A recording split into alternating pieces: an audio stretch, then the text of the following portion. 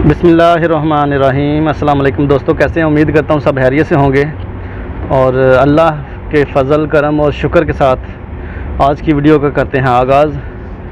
आज मैं कोई व्लॉग नहीं बनाऊँगा, बल्कि ये कह सकते हैं कि अपनी ज़िंदगी के जो एक्सपीरियंस हैं वो आपके साथ शेयर करूँगा।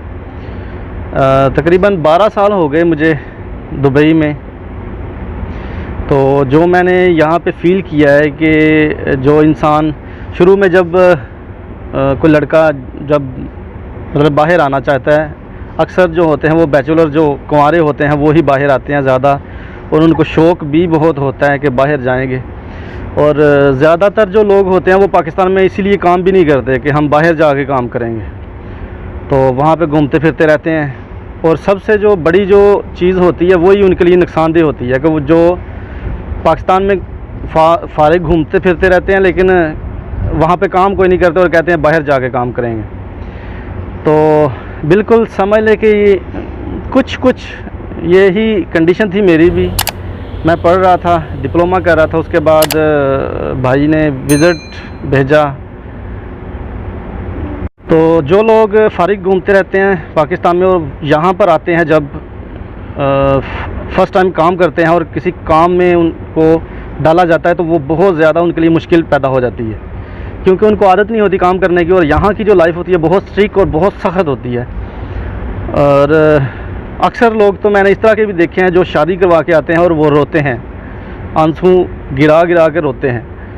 तो जब भी आपने आना है, नया इंसान या कोई भी जब बाहर आता है फ़र्स्ट टाइम, तो उसके लिए बहुत ही ज़्यादा मुश्किल बनती है, क्योंकि जो अपनी कंट्रीज़ हैं वहाँ की लाइफ और यहाँ की लाइफ में बहुत फ़र्क है।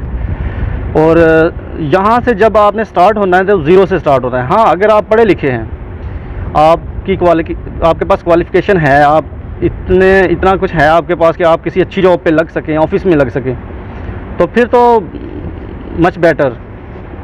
लेकिन अगर आप पढ़े लिखे नहीं हैं तो आपने ज़ाहिर है शुरू में आपने जब भी आना है लेबर में ही आना है। उसके बाद अगर टाइम स्पेंड होगा, आप टाइम स्पेंड करेंगे अपना, तो कोई फोरमैन बन जाएगा, कोई चार्जेंट बन जाएगा, या फिर जो सबसे इजी वे है ज़्यादा पैसे हासिल करने का वो है ड्राइविंग का।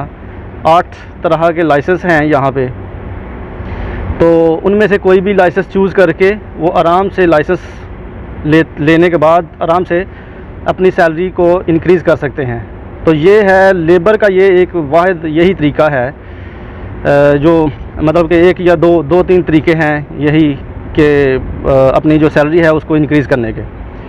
वरना लेबर की लाइफ जो है वो बाहर गल्फ़ में बहुत ही ज़्यादा मुश्किल है और बहुत सख्त है। और इसके अलावा ये भी होता है कि लाइफ का कोई प्लान नहीं होता, बस यही होता है हमने बाहर जाना और बाहर जाके काम करना और पैसे कमाने। और यहाँ पर आते हैं, काम करना स्टार्ट हो जाते हैं, काम करना शुरू हो जाते हैं, लेकिन उसके बाद भी उनका कोई प्लान नहीं होता। बस बहुत सारे लोग जो हैं 90% कह सकते हैं, 90% लोग जो होते हैं वो यहीं के होकर रह जाते हैं। नॉर्मल जो लाइफ गुजारते हैं वो बाहर 15, 20, 25, 30 साल तो नॉर्मल मैंने देखे हैं लोग, और बहुत सारे लोग देखे हैं जो यहाँ पर आके अपनी ज़िंदगी के जो कीमती लम्हात होते हैं वो यहीं पे गुजार देते हैं। सबसे बड़ी जो चीज़ है वो जवानी, इंसान की जो जवानी होती है वो यहाँ पे गुजार देते हैं। और बहुत सारे लोग ये भी कहते हैं कि दुबई में रहना, जैसे कि इसको मिनी यूरोप भी कहा जाता है, तो जो दुबई में रहते हैं वो मतलब कि बहुत सारी अपनी फ्रेंडशिप यहाँ पे कर लेते हैं या अपनी लाइफ को गुजारने के तरह तरह के तरीके कर लेते हैं। लेकिन बहुत सारे 90% जो लोग होते हैं वो सिंपल और सादा ज़िंदगी भी गुजारते हैं सब्र के साथ। तो आप ख़ुद अंदाज़ा लगा सकते हैं कि अगर जवानी के दिन यहाँ पे आप गुजार रहे हैं तो आपकी ज़िंदगी बाकी बचेगी क्या? आप एक मशीन की तरह बन जाएंगे, पैसे कमाए बस घर भेजे। और जब आपने अपने मुल्क जाना है तो ज़्यादा से ज़्यादा 1 नहीं तो 2 महीने के लिए जाना है, वो भी समझ ले कि एक तरह के मेहमान की तरह होंगे आप। और मेहमान भी समझ ले इस तरह का कि उसके सारे नाज नखरे उठाए जाते हैं। समझ ले कि सबसे बड़ी बात जो होती है, बच्चों की जो परवरिश है, बच्चों के सर पे जो साया होता है माँ बाप का, वो बाप जो है वो उस बाप का जो साया होता है वो उनके सर पे नहीं होता, जिसकी वजह से वो उनकी लाइफ में एडजस्ट नहीं हो पाते। जब बूढ़े होने के बाद या कुछ सालों के बाद जो बाहर से अपने वतन वापस लौट जाते हैं पक्के पक्के, मैंने इस तरह के लोग भी देखे हैं जो बाहर से पक्के पक्के जाते हैं पाकिस्तान, लेकिन फिर से लौट कर वापस आ जाते हैं। वो दो चीज़ें होती हैं, एक तो ये कि वो अपनी फैमिली में एडजस्ट नहीं हो पाते, दूसरी जो सबसे बड़ी वजह होती है कि उनका कोई प्लान नहीं होता। वो सोचकर तो यही जाते हैं कि यहाँ से जाके अब अपनी जो लाइफ है वो स्टार्ट करेंगे, कारोबार स्टार्ट करेंगे, तो वहीं पे रहूँगा मैं अपनी फैमिली में, लेकिन ऐसा होता नहीं है क्योंकि कोई पुख्ता प्लान नहीं होता। वहाँ पे जाके वहाँ की दुनिया, वहाँ के रूल जो हैं वो यहाँ के दुनिया से बहुत अलग हैं, जिसमें इंसान पिस जाता है, धोखा फरेब होता है उसके साथ, कुछ अपने इस तरह के उसके साथ बिहेवियर हो जाता है कि बस इसका तो अभी फ़ायदा नहीं रहा यहाँ पे, तो उसकी वजह से फिर वो लौट के वापस आ जाते हैं। तो ये बाहर वालों की अक्सर ज़िंदगी जो है इस तरह ही गुजर जाती है। मुझे जो मेल्स आई, मुझे जो मैसेजेस आए, शुरू में तो मैंने बस ये इंटरटेनमेंट के लिए कह सकते हैं कि मैंने ये चैनल शुरू किया, लेकिन जैसे मैंने ये शुरू किया मुझे एहसास हुआ इस चीज़ का कि लोगों के साथ इंफॉर्मेशन शेयर करनी चाहिए ताकि लोग इससे फ़ायदा उठा सकें। तो लोगों के सवाल बार बार यही सवाल था ज़्यादातर कि हम बाहर आना चाहते हैं, तो उसके लिए हमें किससे रब्ता करना चाहिए, हम तो किसी को जानते नहीं हैं। तो पिछली वीडियो में मैं बता चुका हूं कि बाहर आने के 2-3 तरीके हैं। एक तो विज़िट का तरीका है, दूसरा अप्लाइमेंट का वीज़ा है, अगर आपका कोई है बाहर तो उसके थ्रू आप अप्लाइमेंट का डायरेक्ट वीज़ा ले सकते हैं। और तीसरा जो तरीका होता है वो एजेंसीज़ के थ्रू होता है, जैसे इस्लामाबाद, पिंडी, लाहौर में बहुत सारी एजेंसीज़ हैं, वहाँ पे आप अपने जो डॉक्यूमेंट हैं, CV वगैरह जमा करवा दें तो आपको कॉल कर लेंगे। 1-2 महीने, 2-3 महीने के अंदर अंदर कॉल आ जाएगी। लेकिन आजकल तो वैसे जिस तरह का ये कोरोना की वजह से ये माहौल बना हुआ है, आजकल तो बाहर के भी हालात बहुत ज़्यादा ख़राब हैं, क्योंकि मैं तो यहाँ पे हूँ तो मुझे पता है जब मैं साइट पे जाता हूँ, हमारी कंपनी जो है वो बेसिकली रेंट की है, तो जब मैं अपनी क्रेन लेके जाता हूँ साइट पे काम करने के लिए, तो ज़्यादातर जो है वो कंपनीज़ अपना ओवर टाइम जो उनका चल रहा था लेबर का वो बंद किया हुआ है। जो बेसिक सैलरी होती है वो 8 घंटा 10 घंटा के हिसाब से होती है, तो वो ही चला रहे होते हैं, ओवर टाइम नहीं होता। तो उस ओवर टाइम में मुश्किल से ही गुजारा होता है। तो फ़िलहाल बेसिक चल रही है और नया प्रोजेक्ट भी कोई भी शुरू नहीं हो रहे, तो इसलिए थोड़ा इंतज़ार कर लें, इंतज़ार करना पड़ेगा। फ़िलहाल यहाँ पे भी हालात कुछ ठीक नहीं है।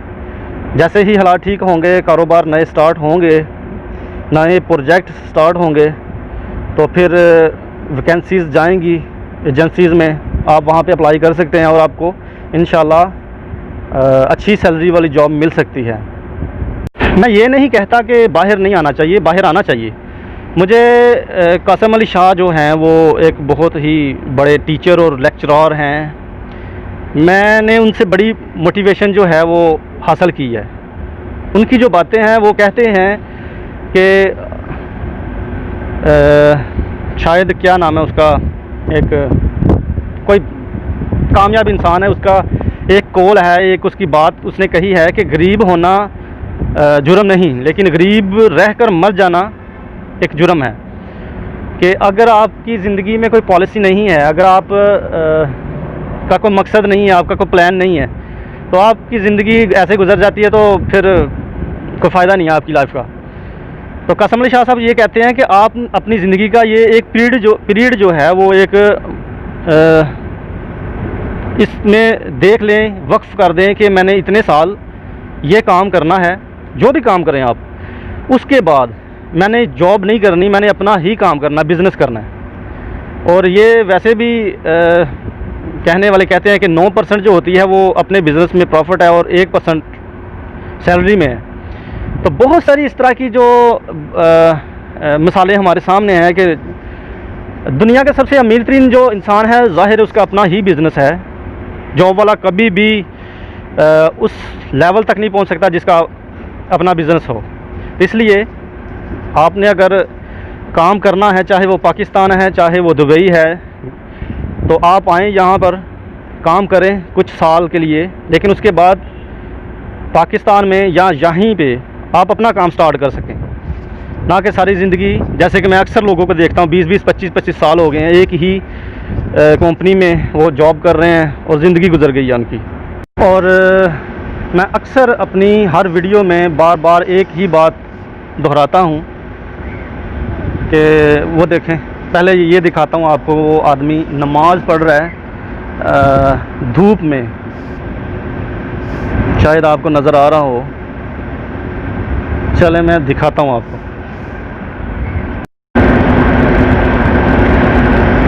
धूप फुल तेज़ है, गर्मी है, और वो आदमी शायद नीचे उसके लिए जगह नहीं होगी, या शायद किसी इकट्ठे रूम में रहते हों, जैसे हिंदू और मुस्लिम एक ही रूम में अक्सर रहते हैं। तो ये मुस्लिम होगा, इसलिए इसने यहाँ पे नमाज़ पढ़ी धूप में, गर्मी में।